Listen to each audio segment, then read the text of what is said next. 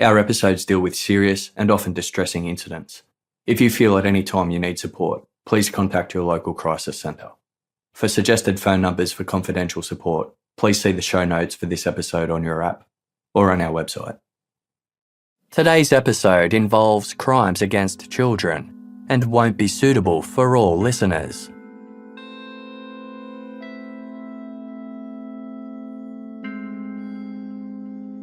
The small, sleepy village of La Pange-sur-Vallone lies in northeastern France towards the German border. In 1980, it was home to less than 1,000 inhabitants, many of whom came from families that lived in the area for generations. The quaint rural hamlet was typical of the region. Orange-tiled houses and evergreen forests dotted the grassy hillsides, with the Vallone River snaking through the valley. The main road offered little besides a school, news agency, and a small selection of cafes and bakeries. A majority of the townsfolk were employed at one of the local factories. Suffice to say, not much happened in La Pange. It was an ordinary village filled with ordinary working-class people. In the early 1980s, phone lines were installed in the area for the first time. In July 1981, newlyweds Jean-Marie and Christine Villemin took advantage of this development and had a line installed to their newly built home. It had been an exciting time for the young couple, who were both aged in their early 20s. Christine had recently given birth to their first child, a son named Gregory. Jean-Marie secured a coveted position as foreman in a car upholstery factory, bringing a new level of financial stability to the young family. They'd purchased a plot of land on the outskirts of La Pange and built a comfortable yet modest chalet-style home, with plans to extend as their family grew. The future looked bright. One night, shortly after they'd had their new phone installed, it rang. Christine answered. All she could hear on the other line was heavy breathing. Then the line went dead. It happened again, and again. One silent, anonymous call after the next, placed at random times for several days. One night, Jean-Marie picked up. This time, he could hear a record playing. It was the song We Are Thirsty by Belgian singer Grand Jojo. A giggling female voice sang along out of time to the upbeat song, which told the story of a member of the Foreign Legion's quest to find a beer. Still, the caller said nothing. A few nights later, the phone rang again. Another song played, but still no conversation. The hang-up calls continued for several months. More heavy breathing and long silences. Then, in November, the caller finally spoke.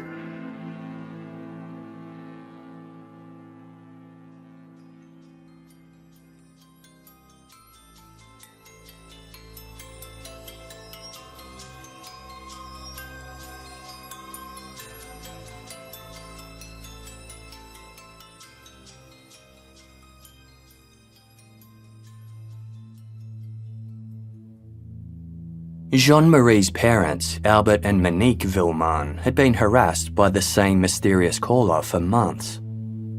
The couple lived in the neighbouring village of Ormonzay, located 11 kilometres east of La Pange. They'd raised their 6 children there, while taking turns working shifts at the local textile factory. Most of their children had married and fled the nest, except for their youngest son, who was only 12 years old. The others all still lived nearby and would get together on Sundays to catch up over a meal. The calls to Albert and Monique varied in length and content. Sometimes the caller would say nothing, other times they'd rant for up to half an hour. Often the calls were studded with sneers, vile language, and threats. A majority of the time, the caller was a man with a hoarse, muffled voice who was obviously trying to disguise his natural speech. But the calls were occasionally made by a woman, or possibly a man speaking in a high-pitched voice. The caller eventually earned themselves the nickname of the Crow after the 1943 French film of the same name. In the movie, a mysterious writer terrorizes a small town with anonymous letters that expose everyone's dark secrets. Although the identity of the Villemin's crow remained unknown, one thing was certain: this wasn't some random stranger. The Crow had intimate knowledge of the Villemin family that only an insider could be privy to. They knew where each family member lived, who they were married to, where they worked, and how they spent their days. They knew whenever something new happened within the family and of the changing dynamics and conflicts within. Whoever the Crow was, they were watching the Villemin family closely. Their motivation wasn't clear, but there were a couple of elements they were particularly fixated on. Albert and Monique's eldest child, Jackie, had been born out of wedlock. He wasn't Albert's biological child at all, but the result of a brief fling Monique had just before their marriage. Albert had married Monique to save her the shame and stigma of being an unwed mother. Regardless, Albert never accepted Jackie as his son, and he was mostly raised by his maternal grandparents. It had been a sore spot within the family, especially for Jackie, who only learned the truth about his background at the age of 17. The Crow continually honed in on this, referring to, quote, the bastard, and insinuating there could be more bastard children among them.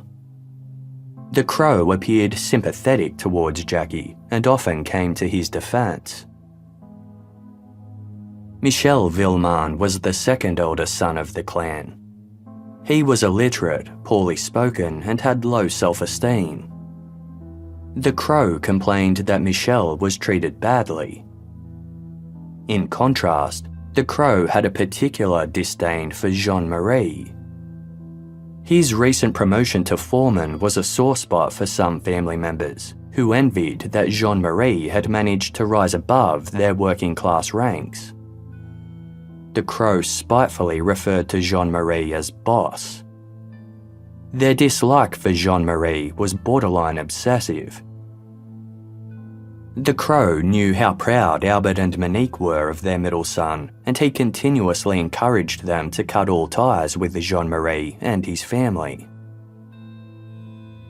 The Crow seemed determined to drive a wedge between members of the Villemin family and turn them against one another. And it worked. Conflicts began flaring up among the siblings, parents, and extended relatives as allegations arose as to who among them was behind the Crow. The extended Villemin clan had no shortage of dark family secrets, and the Crow wasn't afraid to use this information against them. Albert's father had hanged himself when Albert was only 12 years old. The Crow constantly encouraged Albert to do the same.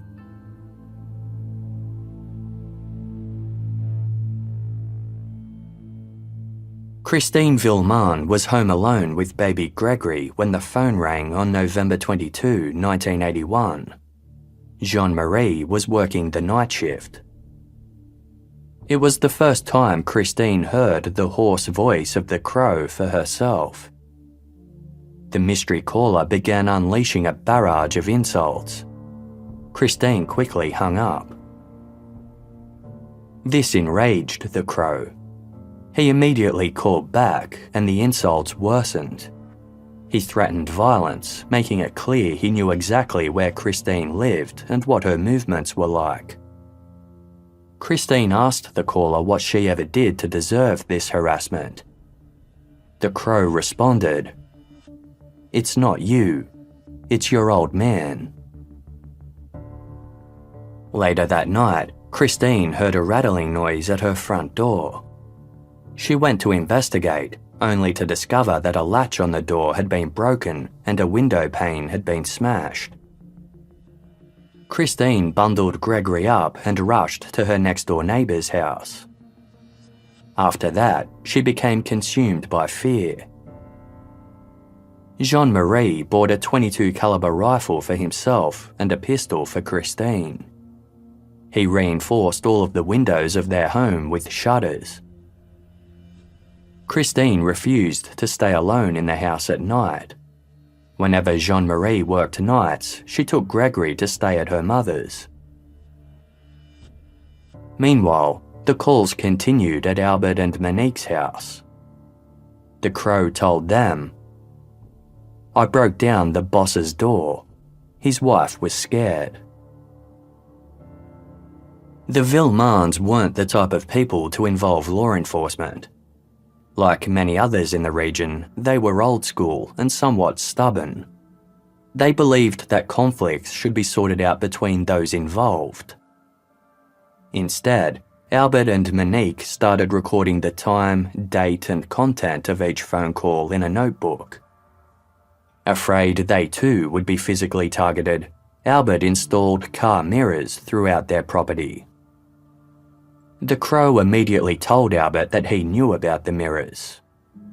Had a family member told them, or had the Crow seen it for themselves? The surveillance was constant. One July day in 1982, Monique and Albert went for a stroll with their son Gilbert and his wife. Upon their return home, the phone rang. It was the all-too-familiar voice of the Crow. "Did you have a nice walk?" he asked. In September 1982, Gilbert was at work when a woman called to let him know that his mother had been in a terrible accident. Gilbert rushed to his parents' house, only to find that Monique was completely unharmed and oblivious to any such call. There had been no accident. As soon as Gilbert left, Albert and Monique's phone rang. It was the Crow, laughing about how stupid and gullible Gilbert had been.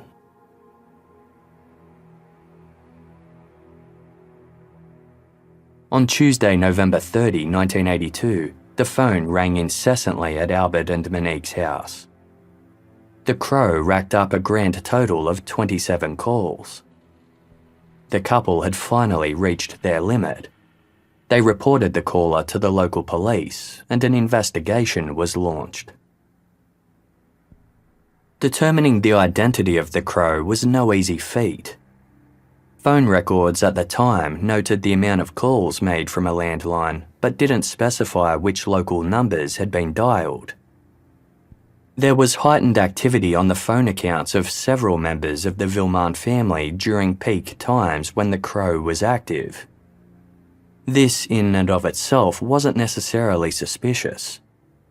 Each call from the Crow provoked other calls within the family, making it an ongoing chain reaction. Despite the different dynamics within the family, no one stood out as a clear suspect. The Crow had insinuated the identity of various individuals, but this was likely an intentional way to deflect from the truth. Given that the Crow was sympathetic towards Jackie, there were suspicions that Jackie himself was behind the calls. Jackie's wife, Liliane, had an incredibly strained relationship with the Villemins, so it made sense that she could have been the female accomplice. She had also been at Albert's home when he installed the mirrors. Liliane's parents disliked the Villemins, and some wondered whether Liliane was feeding them information. Could Liliane be the mastermind behind the Crow, and her father the one executing the calls? Tensions among the family escalated. Sunday get-togethers became hostile and unpleasant. Albert and Jean-Marie were convinced that Jackie was the Crow. When confronted with this accusation, Jackie strongly denied it. He was so offended that he stopped seeing his family altogether. The police thought the crow could possibly be identified through a process of elimination.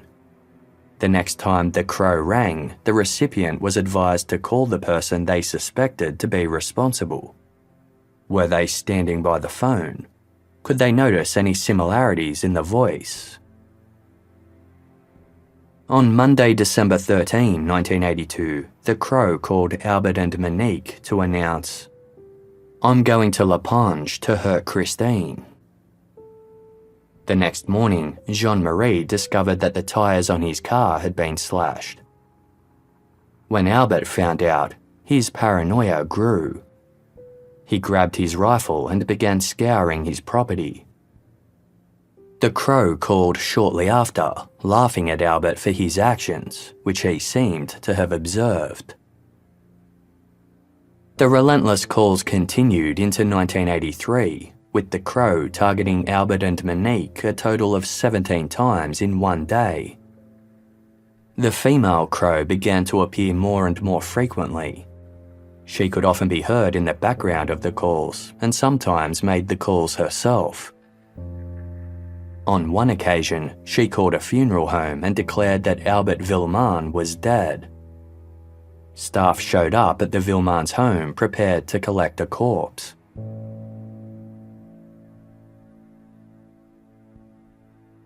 By this point, all four of the adult Villemin sons, Jackie, Michel, Jean-Marie and Gilbert, had received calls from the crow, as had their wives. Others had witnessed these calls take place.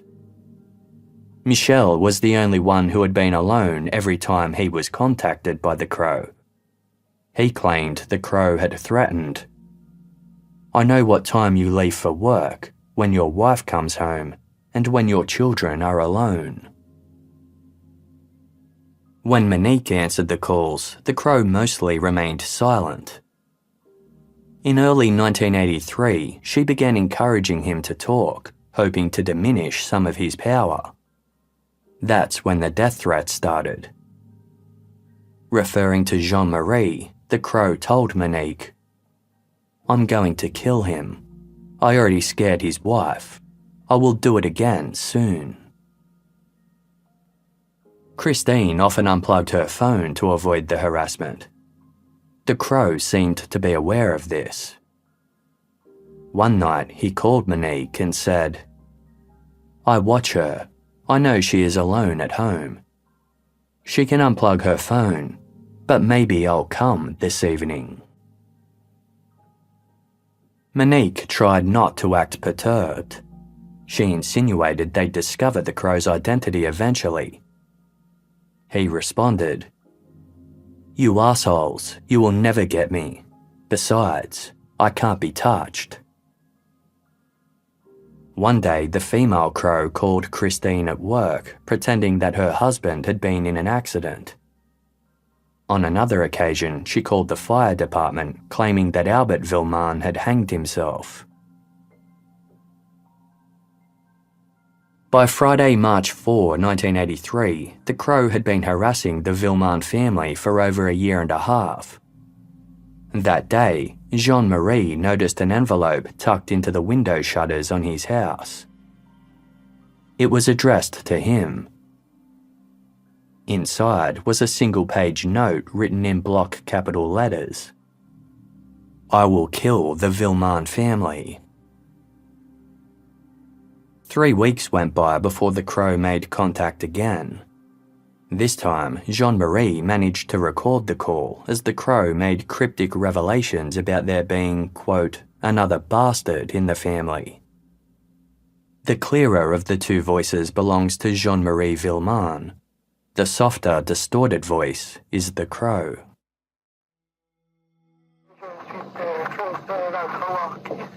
Oh, et qui c'est, du haut? Qui? Oui. Ah bon? Et tu vois qui c'est l'autre, d'accord? Ça peut être intéressant pour moi.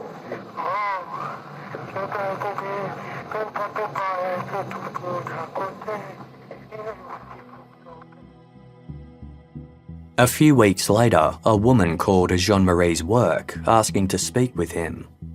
By the time Jean-Marie answered, the Crow was on the line, a female's voice audible in the background. Although the Crow often talked to others about his hatred for Jean-Marie, he rarely spoke to Jean-Marie himself. Jean-Marie tried to act cool and casual. If he didn't react, maybe he could undermine the harasser. They spoke on the phone for 40 minutes. The Crow told Jean-Marie that his brother Jackie wasn't the only illegitimate child amongst the siblings.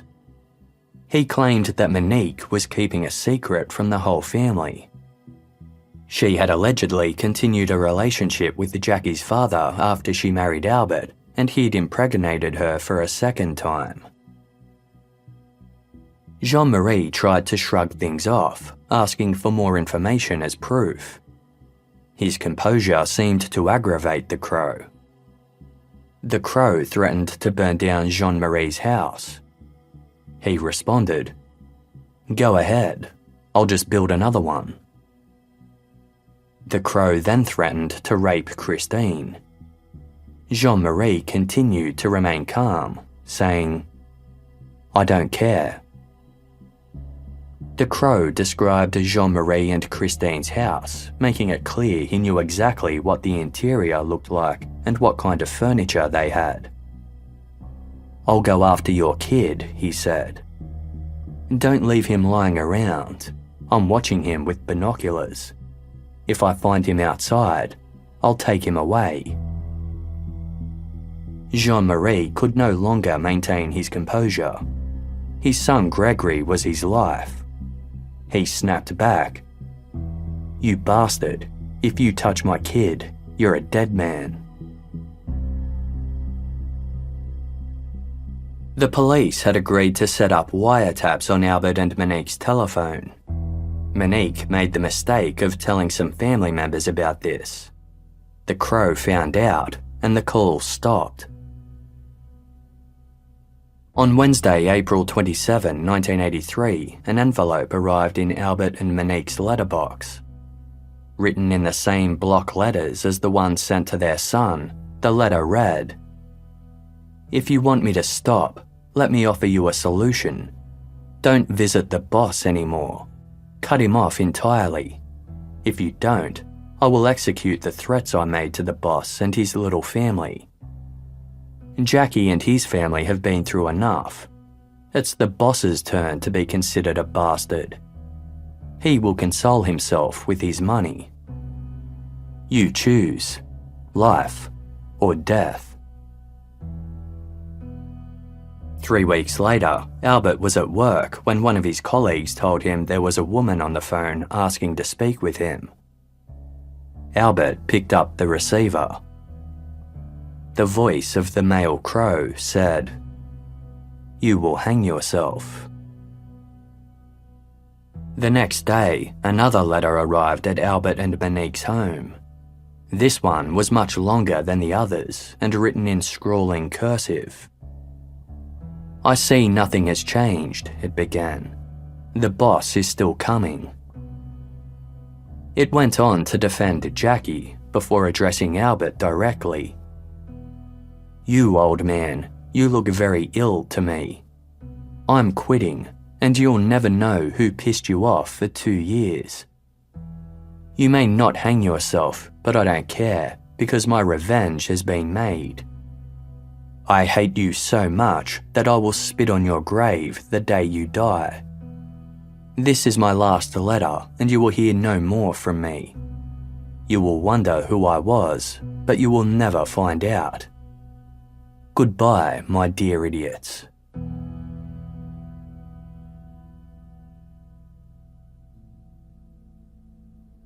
Over a year went by with no further word from the mysterious Crow.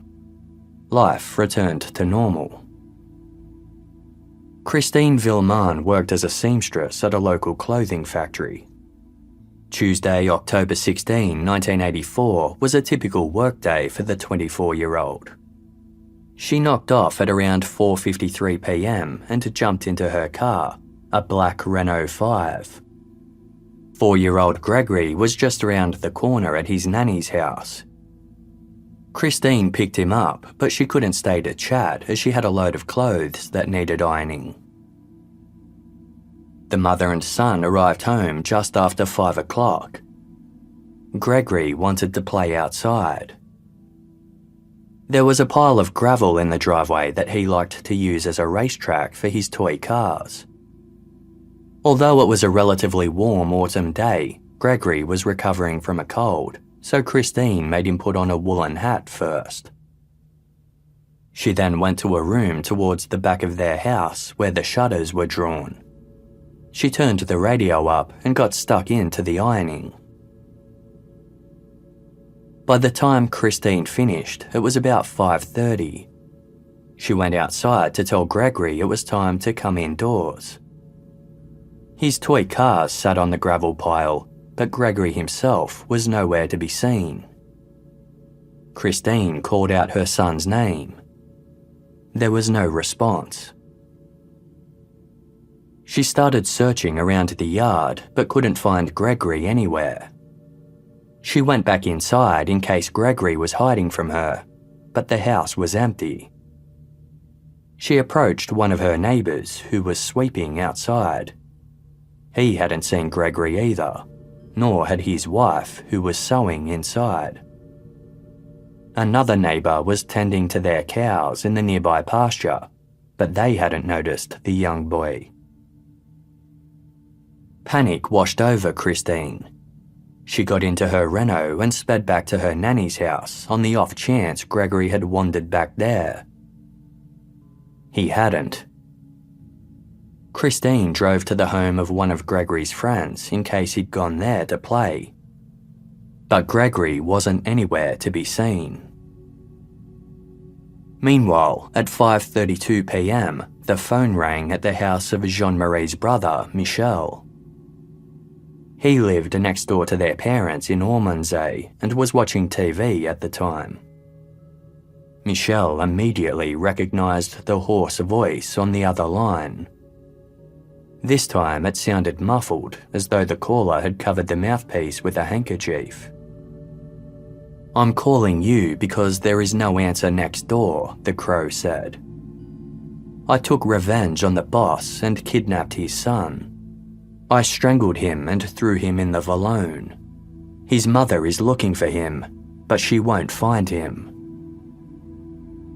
My revenge is done."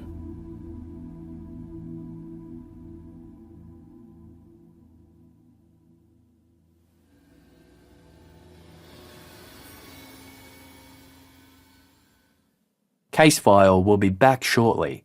Thank you for supporting us by listening to this episode's sponsors.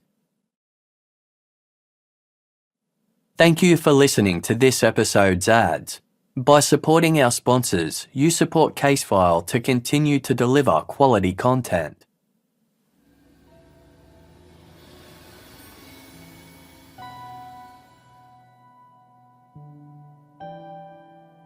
Monique and Albert Villemin were tracked down nearby and informed of the call from the crow.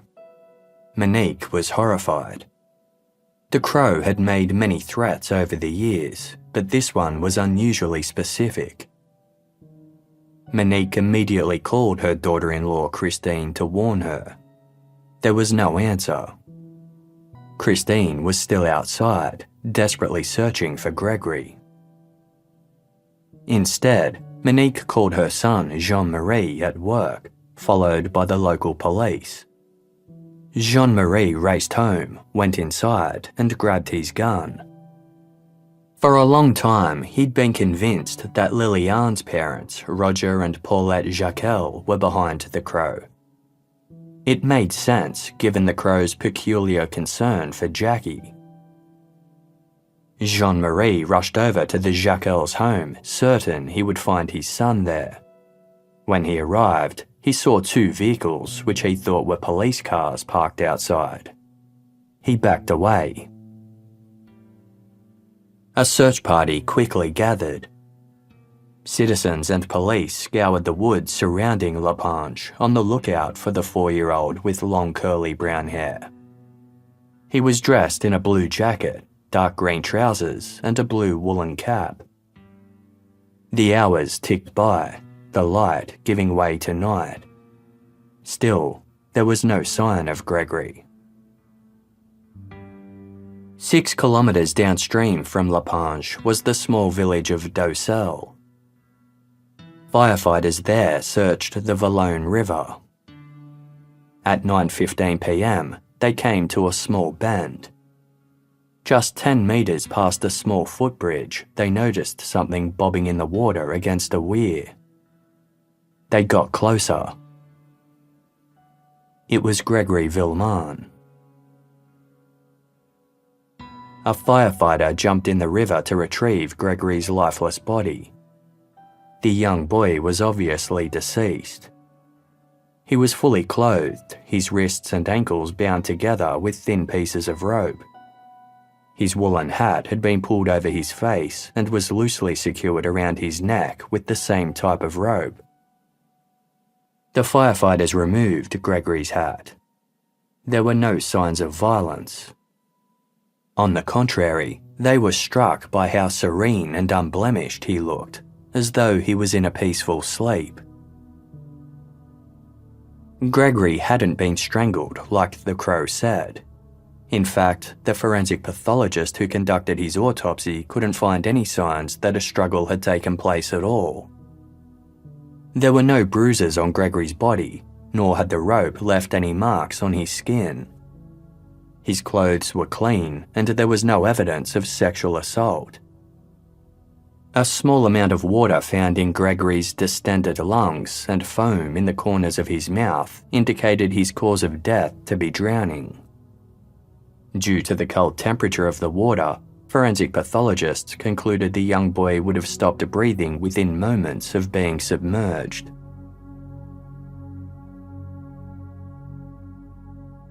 There were a multitude of locations between Lapinge and Docelle where the killer could have dumped Gregory's body into the river. The day after Gregory was killed, tyre tracks and the imprints of a woman's shoe had been found in the riverbank at a clearing in the village of Desimon. This was 2.3 kilometres from the Villemins' home and several kilometres upstream from Docelle. Police obtained a mannequin with similar proportions to the 4-year-old. They visited the location in Desimon and threw it into the water. By the time the mannequin reached Docelle, it had passed through various bends, branches, rocks, and other obstacles. Given that Gregory's clothing hadn't been torn and his body showed no scratches or bruises, it was deemed impossible that he'd travelled that far downstream. The mannequin was thrown from various other locations, including behind a fire station right near the centre of Docelle. The station was mere metres from the location where Gregory had been found. Police concluded that this was most likely the place from which his small body had been thrown. Gregory's parents, Jean-Marie and Christine Villemin, were inconsolable. Little Gregory had been the light of their lives. He was a delightful, intelligent child, full of happiness and energy. He loved to dance, especially to the music of Michael Jackson. Cheeky, with a contagious laugh, Gregory got a great thrill out of playing pranks on his parents. But for all his mischief, he was equally tender and affectionate. He was particularly fond of his stuffed monkey, Kiki, who he took with him everywhere. Gregory loved hugs and kisses and would sneak into his parents' bed on weekends to enjoy the extra long cuddles. Complicating the Villemins' crippling grief was the unbelievable reality that someone within their own family could do something so cruel. Who could hate them enough to take the life of their only child? Jean-Marie cast suspicion on his brothers-in-laws, Roger and Paulette Jacquel, and the couple were taken into custody. They both had airtight alibis and were promptly ruled out.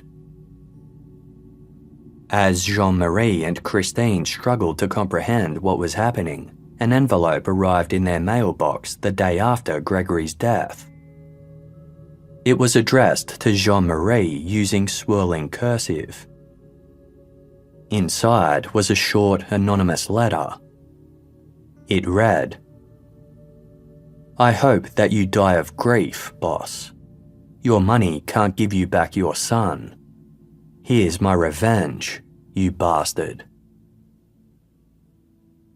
The envelope was postmarked 5:15 p.m. on Tuesday, October 16, the day Gregory was killed.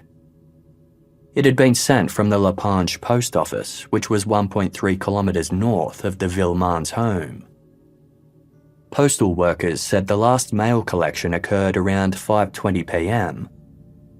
But the mailbox could have been emptied any time between 1:55 and 5:20 p.m. that day.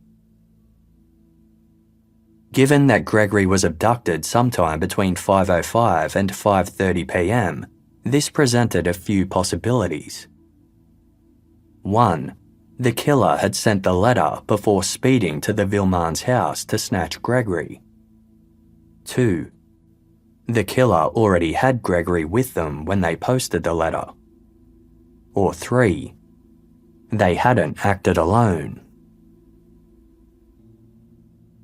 It seemed unlikely that the killer would have sent the letter prior to the kidnapping.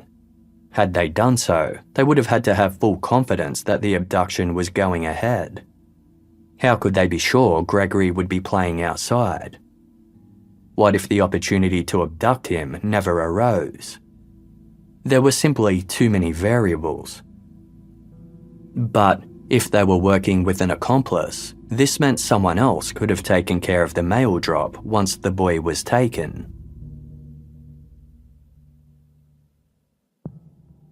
The task of overseeing the investigation was handed to local magistrate, 33-year-old Judge Jean-Michel Lambert. Gregory's murder was expected to be an open and shut case. All police had to do was identify the crow, and they'd have the killer. They knew the caller came from within the Villemin family, which narrowed down the suspect list significantly. But it wasn't as simple as it seemed. Gregory's grandmother, Monique Villemin, was one of 13 siblings alone. All up, the extended family consisted of over 140 individuals, and previous investigations to identify the caller had proved fruitless.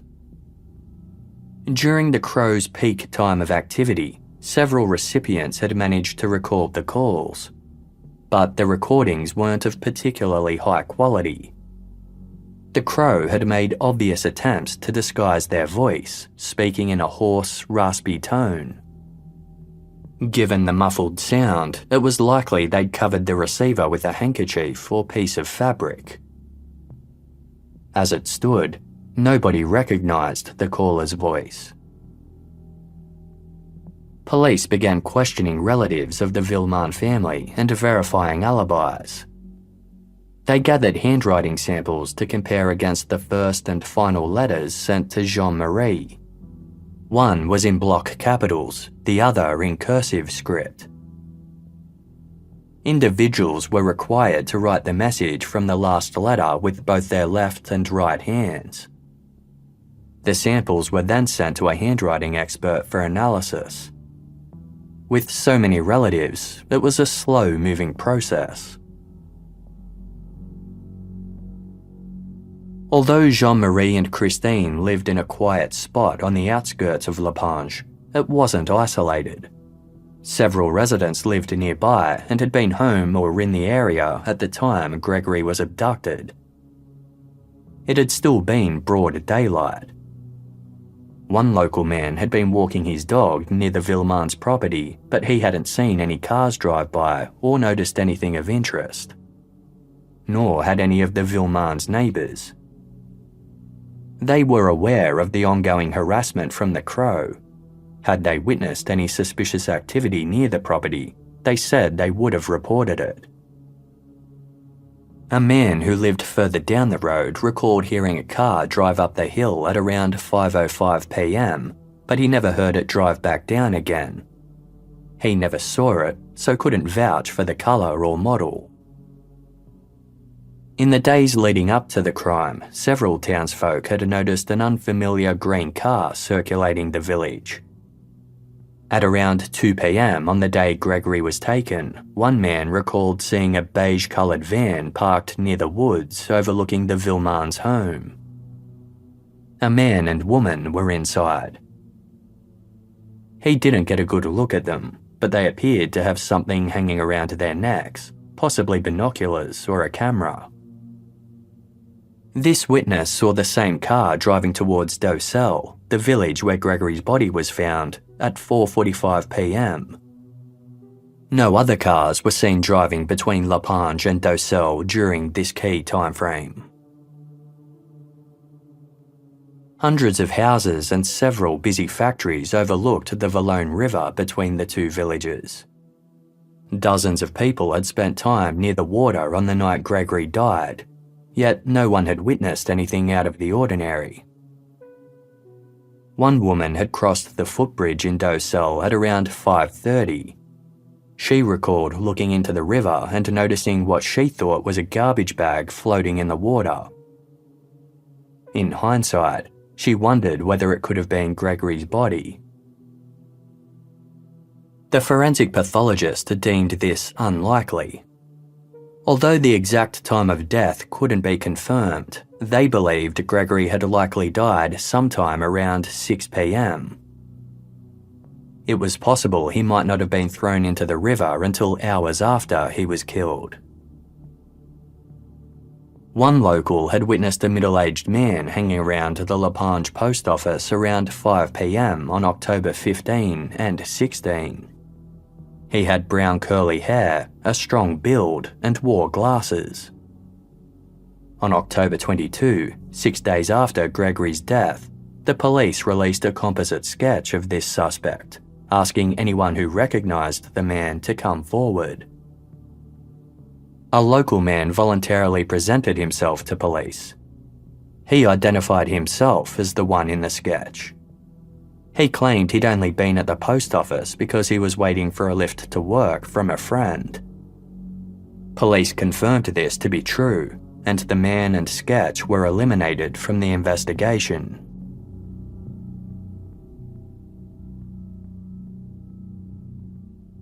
The press quickly picked up on the case, and journalists from all over France flocked to La Pange. The sleepy village instantly became a hive of activity.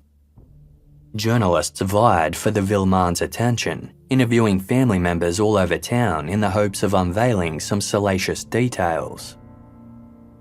If the Villemins were concealing any secrets, every media outlet wanted to be the first to break the story. Before long, more than 130 journalists stationed themselves around town. La Pange and Ormondsay were traditional villages. Residents were mostly private and shared the Villemins' mentality that family conflicts should be sorted out within one's family. Therefore, the presence of the media wasn't particularly well received. When journalists poked around for information, they were often told to mind their own business. Others divulged gossip and rumours about the family that the press were quick to spread. One particularly salacious detail was that Gregory's grandmother had a history of incest in her family. Another was that Gregory's grandfather, Albert, had been raised in a broken home. When he was just a baby, his mother hit his 3-year-old brother, who suffered a fatal head wound. Albert's mother served time in prison. Upon her release, she cheated on her husband, which became the catalyst for him ending his own life when Albert was just 12 years old. The press were quick to paint the Villemins as a lower-class and socially marginalised bunch of hillbillies plagued by dark secrets. In reality, regardless of their sullied background, they were a relatively normal working-class family typical of the area. On Saturday, October 20, Gregory Villemin's funeral was held at the La Pange Cemetery. Hundreds of mourners gathered, while members of the press hungrily snapped photographs of the bereaved family. Police believed Gregory's killer was among the crowd and were on the lookout for any suspicious behaviour. It was a sombre affair, with emotions running high. Gregory's small body was carried out in a child-sized coffin, his beloved stuffed monkey Kiki to be buried by his side. His mother Christine clung to her husband as they shakily made their way through the procession. As Gregory's coffin was lowered to the ground, Christine wailed in despair. "Gregory, my baby, why did they do this to you? Gregory, come back." It all became too much for Christine, who collapsed. Loved ones hurried to carry her unconscious body away as photographers eagerly captured the drama.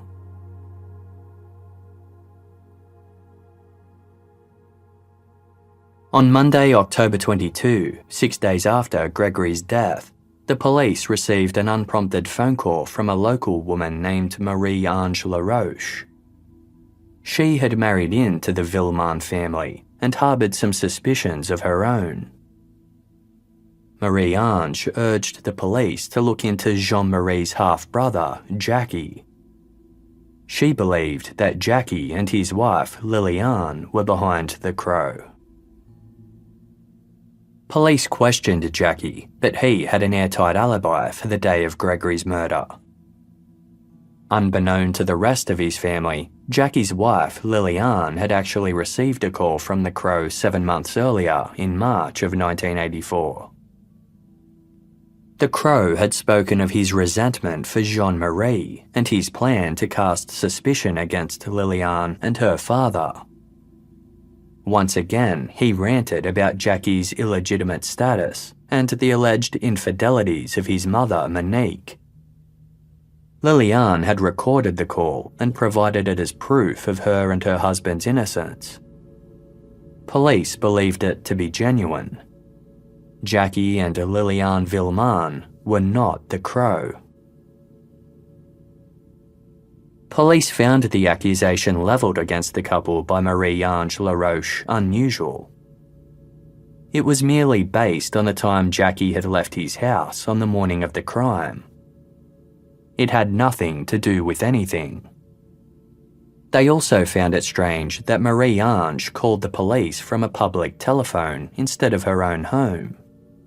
Perhaps she didn't want someone in her house to hear. Marie-Ange was summoned to the police station to provide a statement. She explained that she'd called from a public phone so that she wouldn't wake her husband, who was sleeping in preparation for a night shift. It was he who suggested that she contact authorities. In addition to Jackie and Liliane, Marie-Ange implicated some distant relatives of the Villemins, married couple Chantal and Daniel Aulard. Police visited Chantal and Daniel to see if Marie-Ange's allegations held any weight. They conducted a search of the couple's home, but found nothing to link them to the crime. Chantal and Daniel were taken into custody for questioning, but quickly ruled out of the investigation. When asked where she was on the afternoon Gregory Villemin was killed, Marie-Ange LaRoche said she'd been at work. Her alibi checked out, but she'd been off work sick since October 18, 2 days after Gregory's death. Police found this curious. Everything about her unsolicited statement had them asking questions. Was it possible that Marie-Ange was casting blame on other members of the family to detract attention from her own?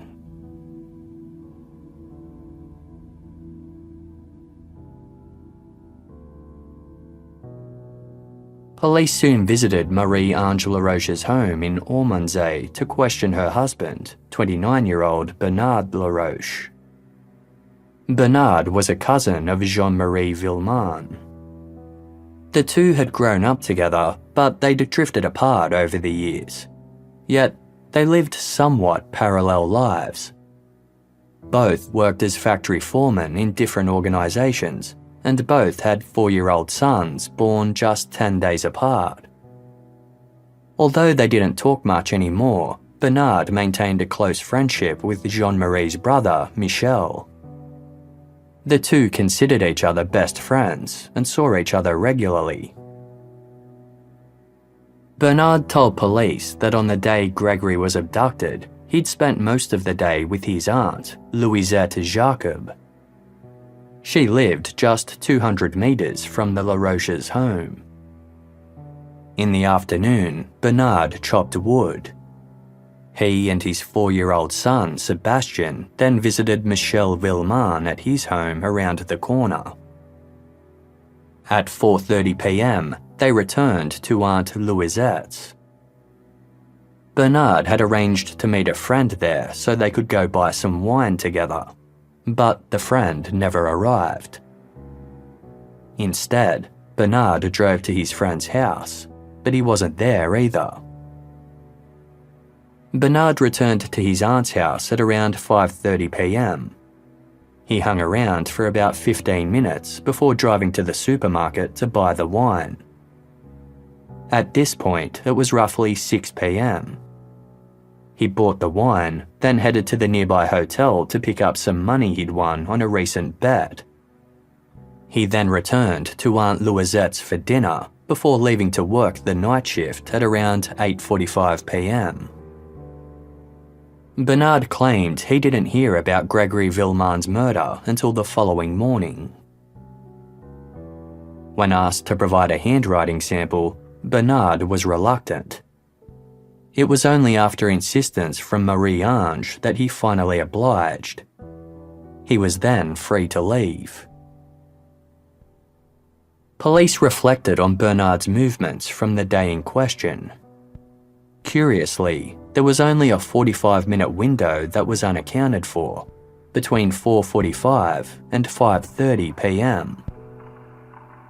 The same time that Gregory was abducted.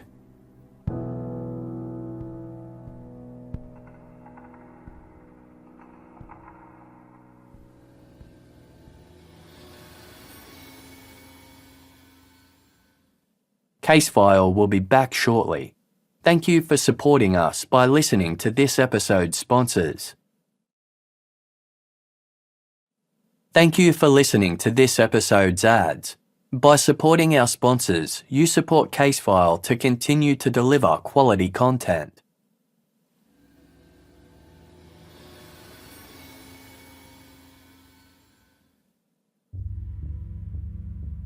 Michel Cornelie owned a cafe in Docelle not far from where Gregory's body was found. On the afternoon that the boy went missing, Mr. Cornelie had noticed a strange man sitting in his establishment. He'd been there between 4:35 and 4:40 p.m, and again between 5 and 5:15 p.m.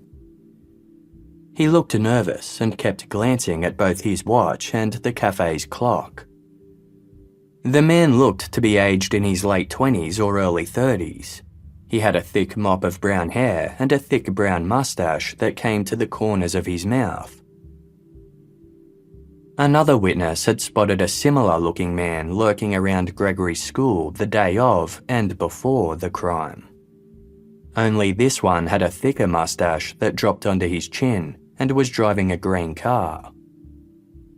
Around 5 p.m. on October 16, this witness spotted the same man near the Lapinge garbage dump, just a short distance from Gregory's home. Both Mr. Cornelie and the school witness had helped police create a composite sketch of this man. There was no denying the uncanny resemblance to Bernard LaRoche. Bernard also drove a metallic greenish-grey Peugeot 305. A car of similar colour had been seen circling Lapinge in the days leading up to Gregory's abduction. A team of handwriting experts were tasked with comparing the letters from the crow to the handwriting samples provided by numerous family members. They announced their cursory findings, stating that the writing on the final letter from the crow matched that of Bernard LaRoche. They'd also discovered something else of interest: handwriting impressions from another piece of paper. One of the handwriting experts highlighted the imprint with a special toner and placed the piece of paper against a grazing light. At the bottom of the paper, 2 letters were clearly visible: B and L. The initials were superimposed against Bernard Laroche's signature. There were undeniable similarities. The team wanted more time to conduct tests and confirm for sure, but for the police, this was all they needed to hear. The following day, they went to the Laroche residence and placed Bernard under arrest. His wife, Marie-Ange, was detained as a witness. A search of the Laroche home uncovered a record of the Grand Jojo song We Are Thirsty, a song which the Crow had played to the Villemins. A telescope was also found. The Laroche's house was positioned on a hill, with views towards the homes of Gregory's grandparents, Albert and Monique, and Gregory's uncle, Michel. It was possible Bernard had watched their comings and goings with this telescope and used this information to taunt them with. Bernard claimed he didn't need a telescope to see Albert and Monique's house, and that even with one, Michel's house still wasn't visible. According to Bernard, his father had given him the telescope 15 years prior, and it hadn't been used for some time. Bernard's father, Marcel, had died in June 1982, a little over 2.5 years before Gregory was killed. In the search, police found a note Marcel had written that claimed, "Albert is blackmailing me." They wondered if Bernard could be motivated to seek revenge on the Villemin family on behalf of his father, to whom he was very close. But Bernard said he'd found the note after his father's death. He claimed it didn't relate to Albert Villemin, but to his maternal uncle, Albert Jacob. Bernard strongly denied having anything to do with Gregory Villemin's death. An officer asked if he'd ever sent threatening letters to the Villemin family. Bernard responded, "Never. I have nothing against them. Think, why would I do that? Tell me, why in the end?"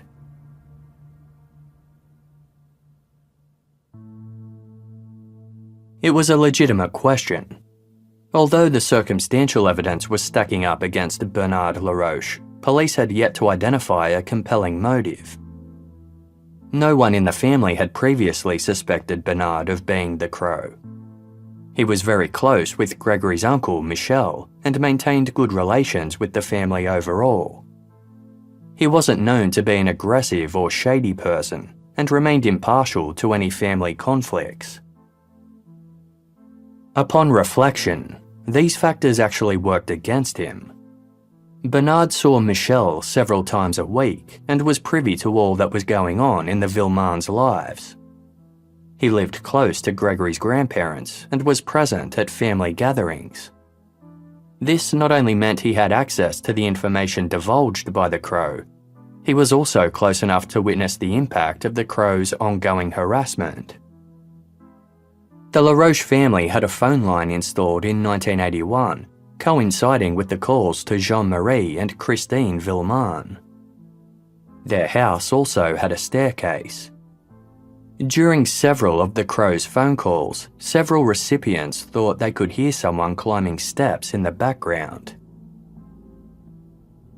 Criminal profilers believed the Crow likely presented themselves to the world as pleasant and somewhat withdrawn. They would avoid drawing attention to themselves by being amicable and friendly. Behind closed doors, it was a different story. The Crow was likely driven by hate, jealousy, and resentment.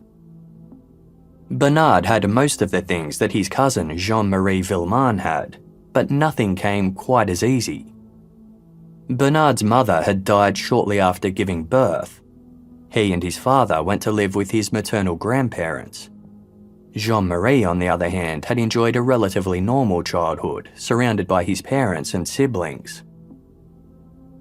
It had taken Bernard 6 years of hard work and study to prove himself worthy of the position of factory foreman, and not until his late 20s. In contrast, Jean-Marie's foreman role had been handed to him at a young age without significant effort or any qualifications. His role also paid better. Bernard's marriage to Marie-Ange had been marred with arguments and accusations of infidelity. Jean-Marie's marriage to Christine was harmonious and solid. Even fatherhood had presented Bernard with a unique challenge. His son Sebastian had been born with a large cyst on his left temple. It was surgically removed but had to be constantly drained by a tube behind his ear. Because of this, Sebastian required constant supervision. Little Gregory Villemin, on the other hand, had been the very picture of good health. Christine Villemin recalled that Bernard had tried to hit on her at a family wedding several years prior. Perhaps he'd never recovered from the sting of the rejection and resented that Christine had chosen Jean-Marie over him. The Crow had been fixated on Jackie Villemin's illegitimate status within the family. He had alleged there was another, quote, bastard child among them. Rumours spread that Bernard could have in fact been Albert Villemin's biological son. If Bernard was suspicious of this, it could explain his resentment towards Albert. Perhaps he begrudged the fact that Albert had taken responsibility for Jackie, but not for his own flesh and blood. Bernard's close friendship with Michel Villemin was also significant. Michel was known to be immature and naive. He harboured unhealthy jealousy towards people he viewed as above him, in particular his brother, Jean-Marie. Inferiority was a real soft spot for Michel, and his fits of envy had previously caused many conflicts within the family. Shortly before Gregory's death, Michel Villemin and his wife had visited Jean-Marie and Christine's home. The couple had showed off their new leather lounge suite and talked about their plans to extend their house. It was highly likely that Michel told Bernard about this visit. If Bernard Laroche harboured intense feelings of jealousy and inadequacy towards Jean-Marie, investigators believed this could have been enough to finally push him over the edge. Shortly after Gregory's death, Bernard had told journalist Jean Kerr from Paris Match magazine, "They got what they deserved. They've paid for what they've done."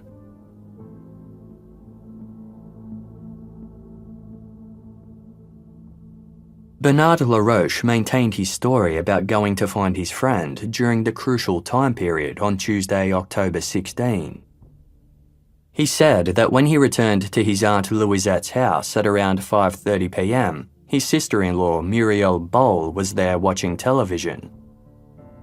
Police questioned Muriel. The 15-year-old high school student had recently moved in with the Laroches to help take care of their son. She confirmed that on the afternoon of October 16, she'd taken the bus home from school. Muriel went to her Aunt Louisette's house at around 5:20 p.m. Bernard Laroche was already there. He was sitting in the kitchen with his son in his lap, watching television. Given that Gregory Villemin had been abducted sometime after 5:03 p.m, this meant Bernard wouldn't have had enough time to pull off the crime. With his alibi verified, police had no choice but to let him go. However, investigators reviewing the statements soon noticed a discrepancy. Bernard said when he'd arrived at Louisette's house, Muriel was there watching television. However, Muriel gave the reverse. She said that Bernard was already there when she arrived after school. Something wasn't right. Muriel had told police that her usual bus driver dropped her home on the afternoon in question. Police made inquiries around Muriel's high school and discovered that the usual driver hadn't been working that day. Several of Muriel's classmates recalled that she hadn't been on the bus at all. Muriel had a distinct head of curly red hair and a face full of freckles, so her absence was easily noted. One friend recalled seeing Muriel leave school in a khaki green vehicle that matched the description of Bernard Laroche's Peugeot. Police confronted Muriel with this discrepancy. It didn't take long for her to crack. She admitted she'd lied about catching the bus home. According to Muriel, when she finished school on October 16, Bernard was waiting out the front in his car. His son Sebastian was with him. Bernard called Muriel over. It was the first time he had ever picked Muriel up from school.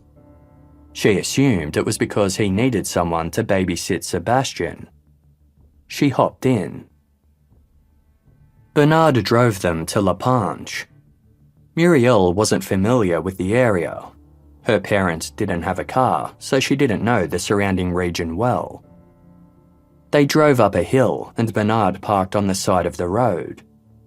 Muriel could see a white house with a red roof. Bernard got out but didn't explain why. He walked towards the house. Muriel stayed in the car with Sebastian. When Bernard returned shortly afterwards, he had a small boy with him who was wearing a woolen hat. Muriel hadn't seen the child before, but he looked to be the same age as Sebastian. The boy got into the back seat. Bernard made one more quick stop in La Panche, then drove the group to another village that Muriel wasn't familiar with. Bernard got out, taking the boy with him. She wasn't sure how long Bernard was gone for, but when he returned, he was alone. They then drove back to Aunt Louisette's house, arriving around 5:30 p.m. Bernard left to buy wine before returning home and then eventually leaving for his night shift at the factory. The next morning, Muriel saw a story about Gregory Villemin's murder in the newspaper. She immediately recognized him as the boy in the car and knew that Bernard was responsible. At the request of police, Muriel drew a sketch of their routes and the places they stopped in La Panche and Docelle. The locations coincided with both the Villemin residence and where Gregory's body had been found. Muriel told police she was relieved to get this off her chest. She explained, "I didn't say anything in the days following the tragedy because I was afraid to talk about it. I lied so that my brother-in-law and my sister wouldn't be bothered. I thought it was better to tell the truth because it was too serious a thing to hide." Police were stunned by Muriel's confession. Concerned she could be making it up to get attention, they gave her the option to recant her statement. Muriel declined, adamant that she was telling the truth. She stated, "It's true. I remember it perfectly. I will remember it all my life."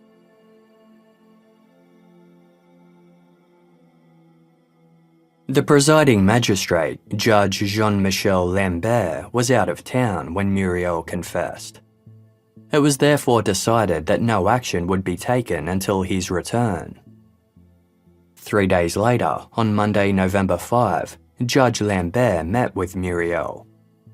She repeated her confession, saying she hadn't come forward earlier because she was afraid of Bernard.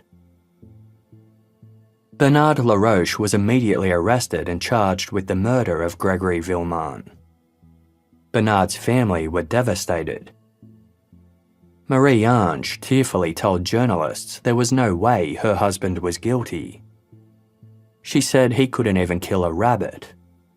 It was a sentiment shared by others.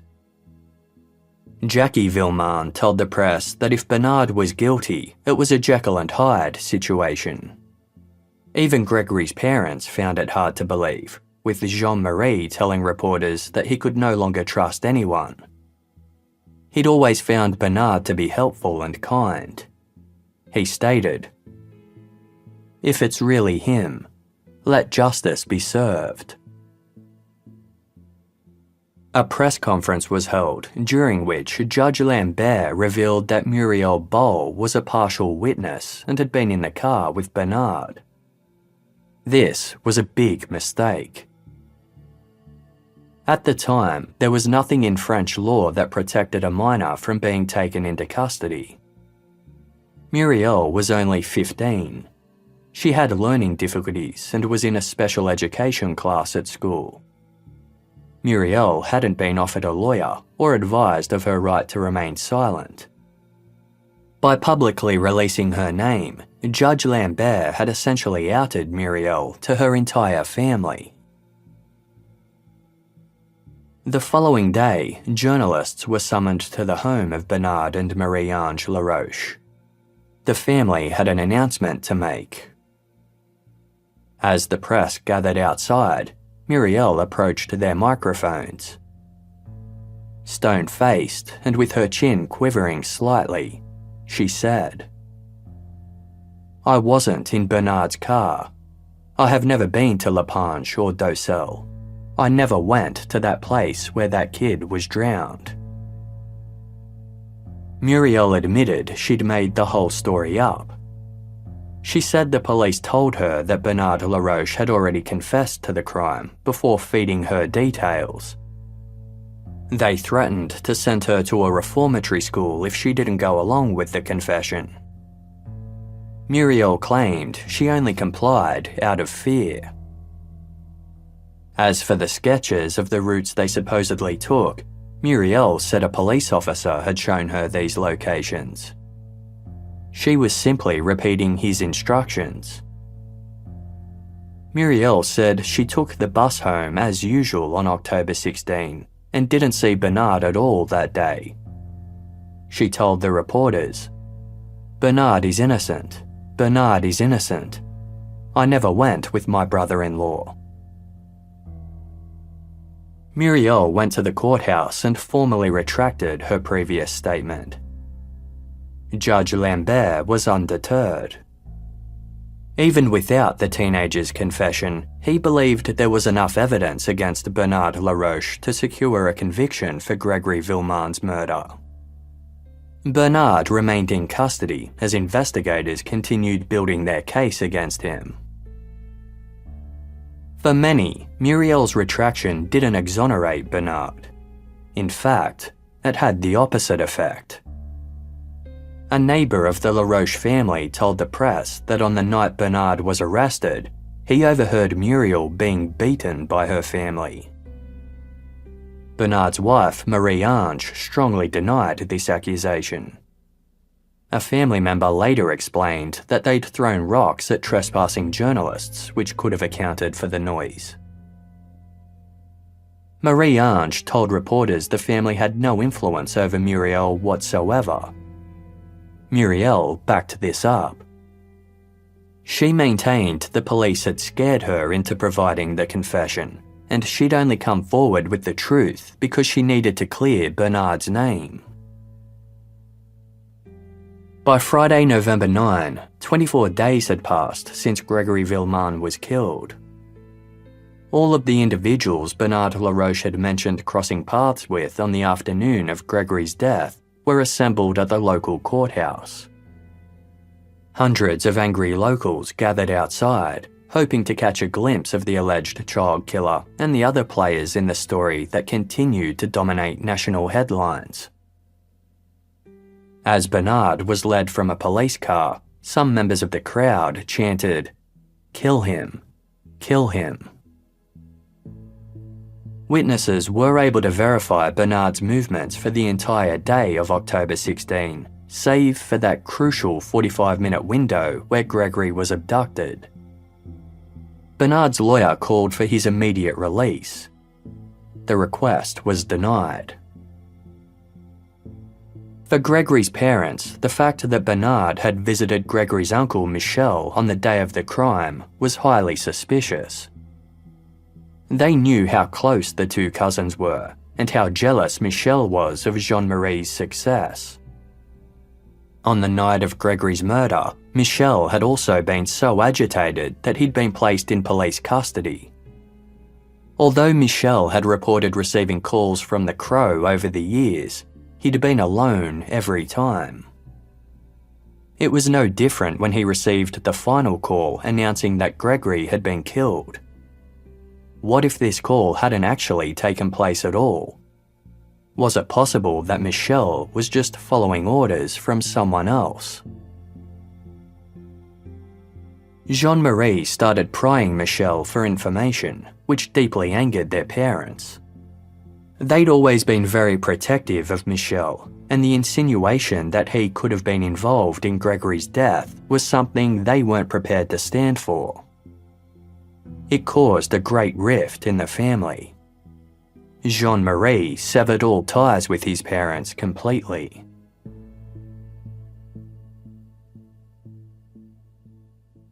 A groundskeeper was clearing out some fir trees on the riverbank behind the fire station in Docelle. It was right next to the location Muriel Boll claimed Bernard Laroche had gotten out of the car with Gregory. It was where investigators had concluded Gregory's body was put in the river before floating downstream. In nearby bushes, the groundskeeper found a hypodermic needle and a 2 milliliter vial of insulin. They immediately notified the police. Used for the daily treatment of diabetes, when given in high doses, insulin can cause a person to slip into a hypoglycemic coma. The question was therefore raised as to whether Gregory could have been injected with insulin prior to being thrown in the river. This would explain the serene look on his face, as well as the lack of defensive marks on his body. The forensic pathologist who conducted Gregory's autopsy confirmed this was possible. However, they hadn't been instructed to run any toxicology testing, nor had they checked Gregory's body for any needle marks. When freelance journalist Sylvain Abar found out about the insulin, he began making inquiries and made a startling discovery. Someone with ties to the investigation was indeed a diabetic, Muriel Boll's mother, Janine.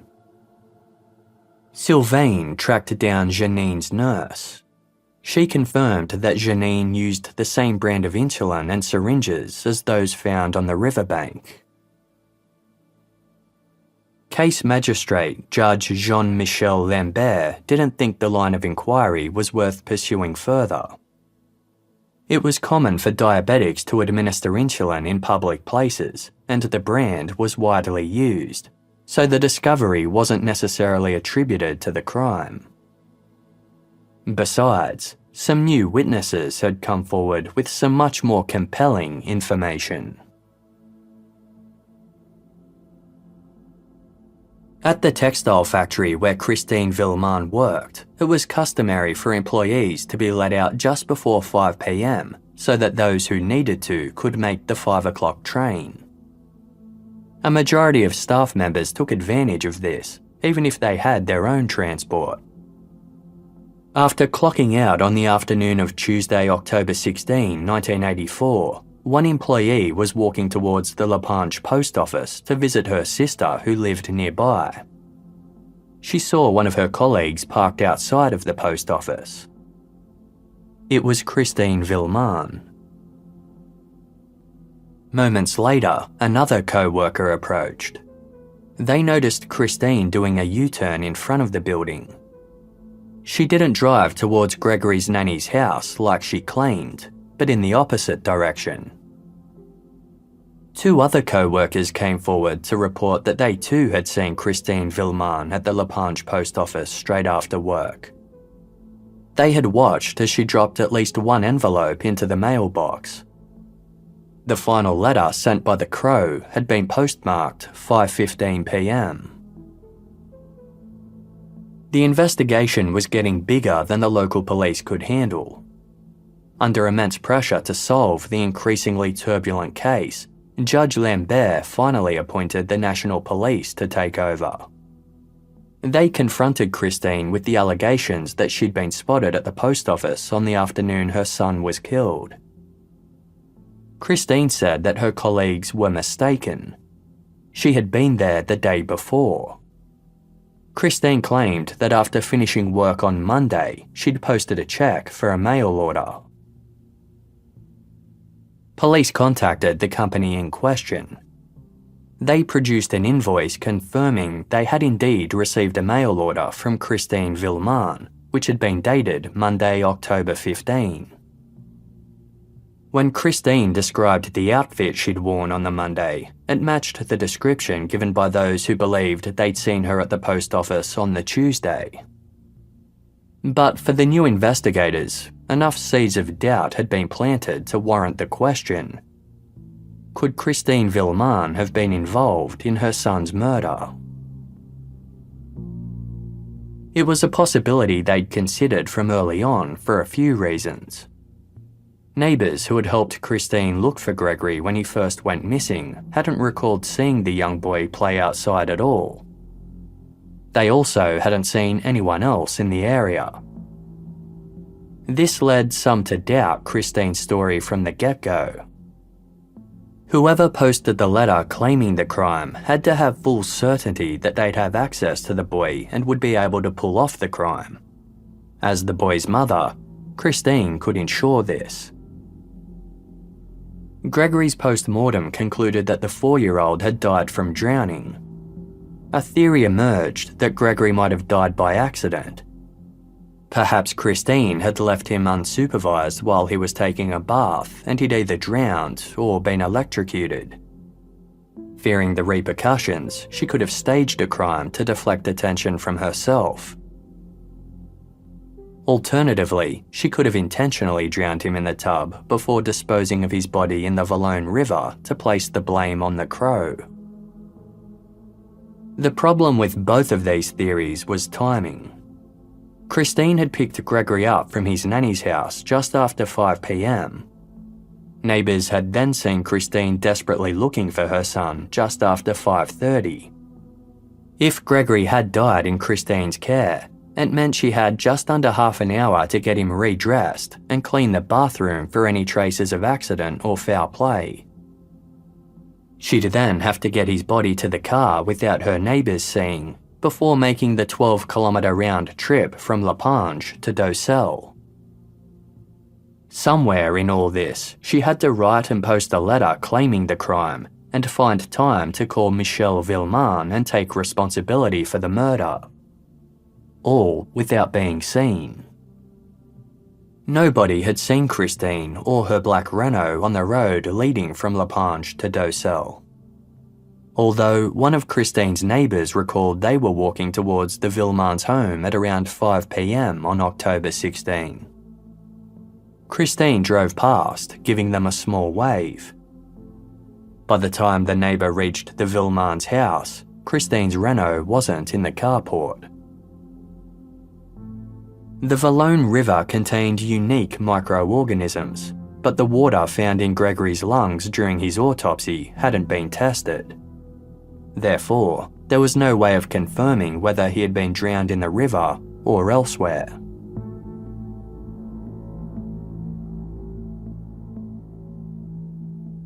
With the media and public still fixated on Gregory Villemin's murder, it didn't take long for word to spread that Christine was now being considered a suspect. The possibility that the young boy had been killed by his mother was scandalous news. Newspapers and magazines didn't hold back with sensational headlines and articles geared towards Christine's guilt. They honed in on the possibility that Christine could have been the crow from the very beginning. The public were quick to jump on board. Within days, the same people who were sympathising with the grieving mother were now accusing her. Christine responded, "Those who believe I'm guilty are mistaken. Why would I have done that? I no longer have a child.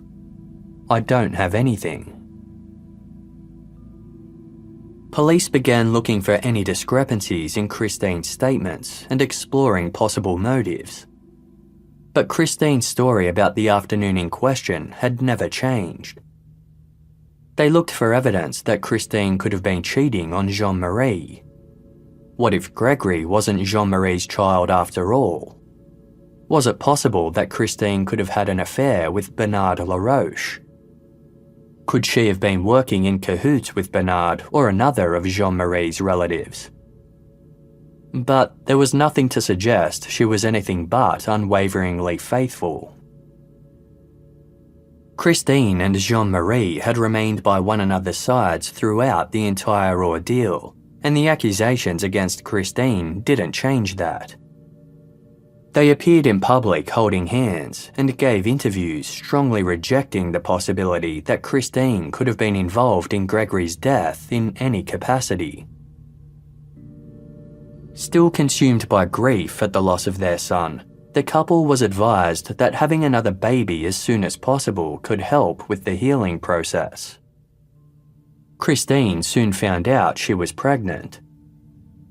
When news got out, outrage ensued. Some viewed her haste to have another baby as a sign that she wasn't affected by Gregory's death. Others thought Christine's pregnancy was a form of protection. If she was guilty of killing Gregory, her fragile state meant she might be spared from jail. Christine and Jean-Marie denied all the rumours and accusations. They publicly announced their desire to undergo a lie detector test. The request was sent to the French president. It was denied.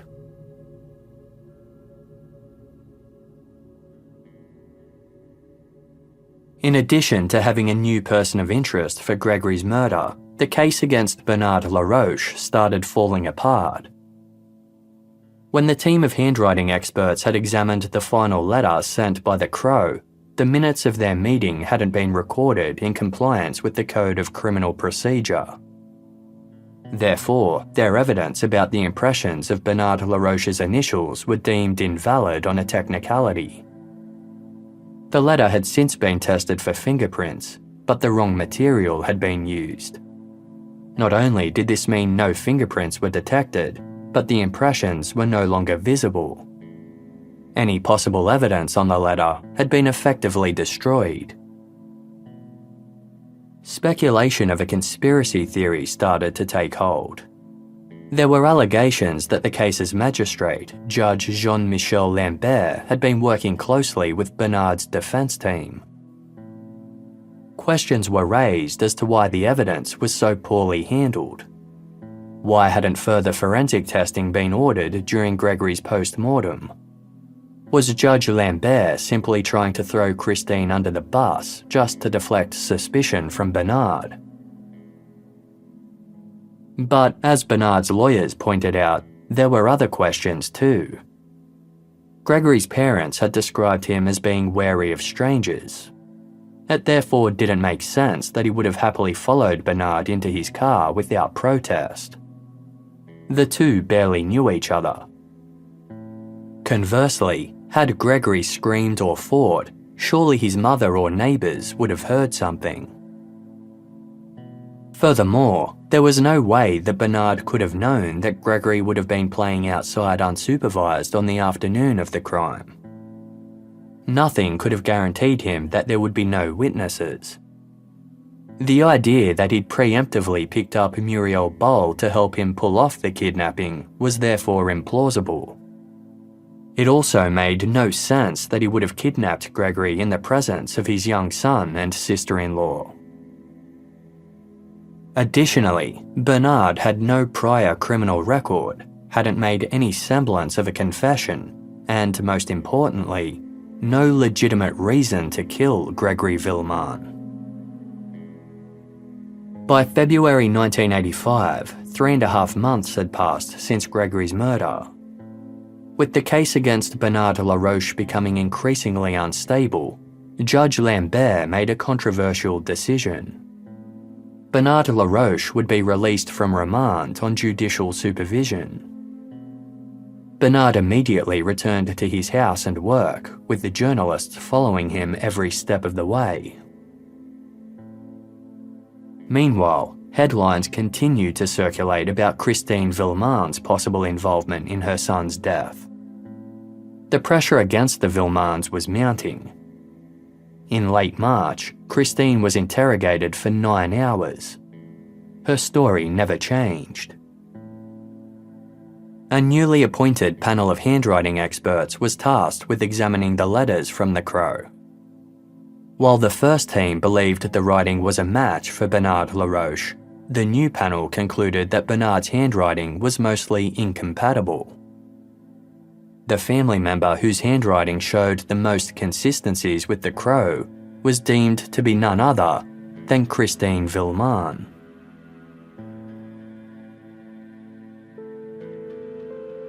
This finding was announced by the media before investigators had a chance to break the news to Christine and Jean-Marie. Now 4 months pregnant, the news had a profound impact on Christine. She started bleeding and had to be rushed to hospital. Investigators visited her at her bedside as hordes of journalists gathered outside. They revealed to Christine that her handwriting matched the crow at a probability of 80%. Christine commented, "You can have me do as many dictations as you want and say it's a 100% match. It will not change my behaviour or the truth." The results did nothing to change Jean-Marie Villemin's mind. He told reporters, "Between the experts and Bernard's word, I trust my wife." But for the grieving father, it was all becoming too much. Not only had he lost his beloved son, he felt like the media and law enforcement were trying to turn him against his wife. The health of their unborn child was now in danger. For Jean-Marie, Bernard Laroche's guilt was obvious. He was convinced the police were involved in some kind of cover-up.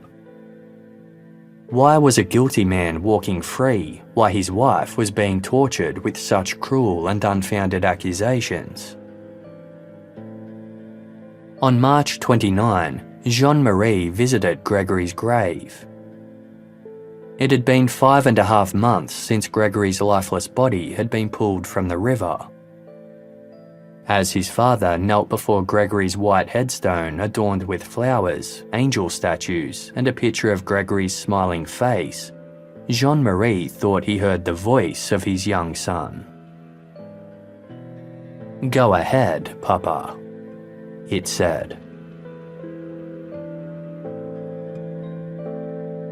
To be continued next week.